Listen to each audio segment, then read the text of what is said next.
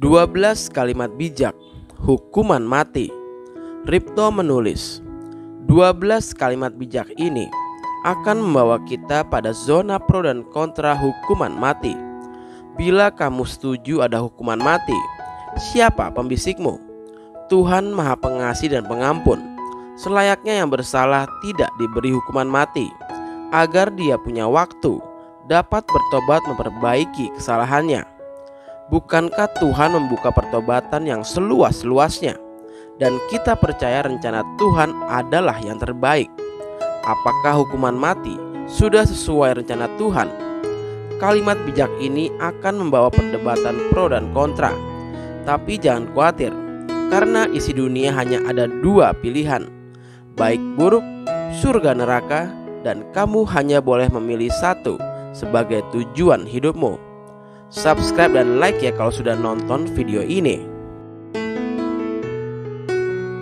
Beri hukuman mati pada seseorang dimulai dari orang yang tidak pernah berbuat salah.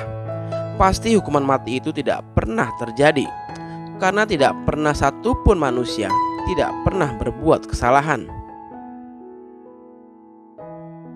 Jangan bunuh nyamuk itu dengan tanganmu, walaupun dia telah menggigit bahkan membunuhmu. Ini sangat sederhana, tapi sangat besar manfaatnya tentang kasih sayang. Hukuman mati hanya layak dilakukan pada sistem peradilan yang bersih, tanpa menyisakan sedikit pun keraguan akan kejujuran dan keadilan. Ketika kamu setuju dengan hukuman mati, baiknya kamu introspeksi diri dengan jujur. Apakah aku seseorang pendendam? Apakah ada ajaran yang salah dari leluhur? Apakah ini lampiasan ketidaksukaanku? Apapun itu semua, Tuhan Maha Pengampun dan Penyayang.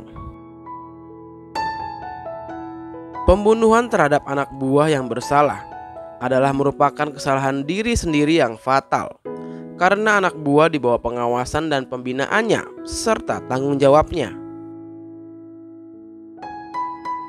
Kesedihanku akan seringnya terjadi hukuman mati jalanan. Itu tidak pernah bisa terobati, karena yang menghukum mati adalah orang-orang yang tidak berhak melakukannya. Pembunuhan berencana terhadap anak buah yang sadis dan menghilangkan bekas peristiwanya memang pantas untuk dihukum mati. Akan tetapi, eksekusinya lebih sadis lagi, berupa pembunuhan berencana yang masif dan sistematis, dan tidak tahu siapa algojonya. Dan tamatlah cerita kriminal itu. Coba bayangkan ketika kamu dihukum mati. Apa yang kamu lakukan?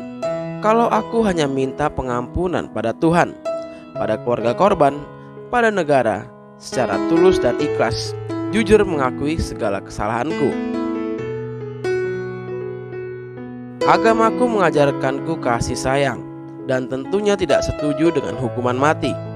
Namun ketika negaraku punya undang-undang hukuman mati, yang bisa aku lakukan tebarkan kasih sayang dan pengampunan agar aku terhindar dari hukuman mati.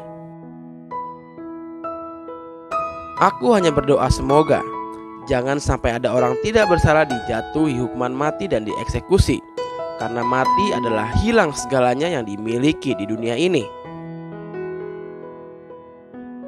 Sepanjang sejarah peradaban manusia, orang saling membunuh untuk menyatakan dominasinya.